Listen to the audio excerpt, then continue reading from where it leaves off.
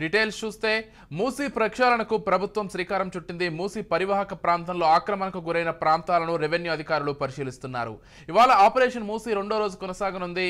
మూసీ పరివాహక ప్రాంతంలో ఉన్న బఫర్ జోన్లో అధికారులు సర్వే జరపనున్నారు.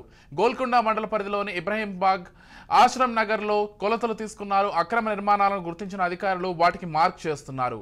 మార్క్ చేసిన నిర్మాణాలను త్వరలో కూల్చివేస్తామంటున్నారు అధికారులు.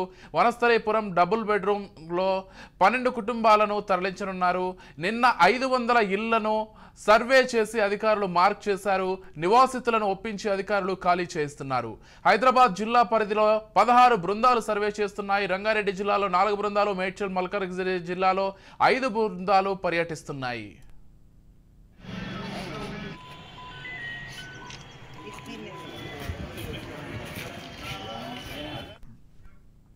రైట్, మొత్తంగా హైదరాబాద్లో అయితే రెండో రోజు మూసీ ప్రక్షాళనకు సంబంధించి సర్వే కొనసాగుతోంది.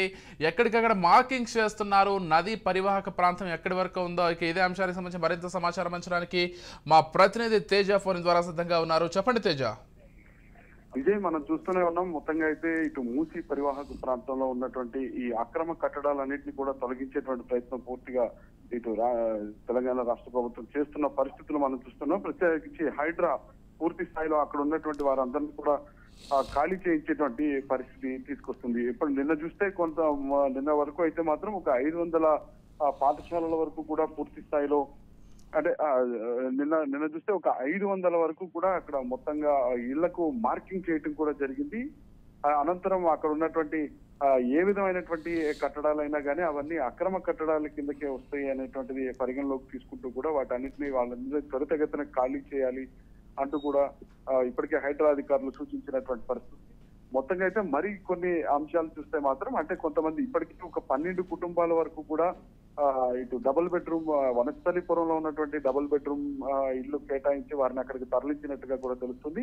ఇంకా ప్రత్యేకించి ఇప్పుడు మొత్తంగా 12,000 వరకు కూడా 12,000 వరకు కూడా ఈ మూసీ పరివాహక ప్రాంతం దగ్గర నివసిస్తున్నటువంటి వారిని గుర్తించినట్లుగా తెలుస్తున్న నేపథ్యంలో ఒక్కొక్కరికి మార్కింగ్ చేసుకుంటూ అయితే మాత్రం వారందరినీ కూడా ఖాళీ చేస్తున్నారు. కొంతమంది అక్కడ అంతా కూడా హైడ్రా అధికారులు కూడా పూర్తి స్థాయిలో వివరించి వారికి ఏ విధమైనటువంటి, అంటే ఎవరైతే నిరాశ్రయులు అవుతారో, నిరుపేదలు ఎవరైతే ఉన్నారో వారందరినీ కూడా అక్కడికి డబుల్ బెడ్రూమ్లు కేటాయించి వారందరికీ కూడా కొంత కౌన్సిలింగ్ కూడా ఇచ్చి మాత్రం వారందరినీ అక్కడికి తరలించేటువంటి ప్రయత్నం చేస్తున్నారు. సో మొత్తంగా అయితే మాత్రం ఈ రోజు ఒక 12 కుటుంబాలు తరలించిన నేపథ్యం కనిపిస్తుంది.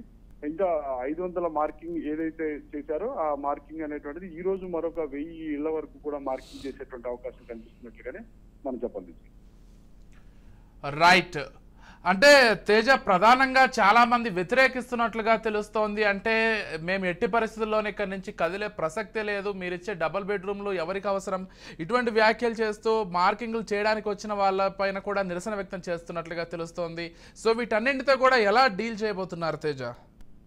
ఖచ్చితంగా విజయ్, ఎందుకంటే హైడ్రా అధికారులకు అయితే ఇది ఒక చాలా ఛాలెంజింగ్ అంశంగానే చెప్పాలి. అయితే మొత్తంగా వారంతా కూడా ప్రభుత్వం కేటాయించేటువంటి డబుల్ బెడ్రూమ్లు ఏం మాకు అక్కర్లేదు, మేము ఏదైతే నివాస స్థలంలో ఉన్నామో ఆ నివాస స్థలమే మాకు కావాలి, మేము కాంగ్రెస్ ప్రభుత్వాన్ని కావాలని తెచ్చుకుంటే మా పైన ఇలా కక్ష సాధింపు చర్యగా వ్యవహరిస్తుంది, కాబట్టి దీన్ని మేము పూర్తిగా సహించామని చెప్పి చెప్తున్నప్పటికీ కూడా హైడ్రా అధికారులు అయితే మాత్రం వారందరికీ కూడా కొంత వివరించేటువంటి ప్రయత్నం కూడా చేస్తున్నారు. వారందరికీ కొంత కౌన్సిలింగ్ ఇచ్చేటువంటి ప్రయత్నం చేస్తున్నారు.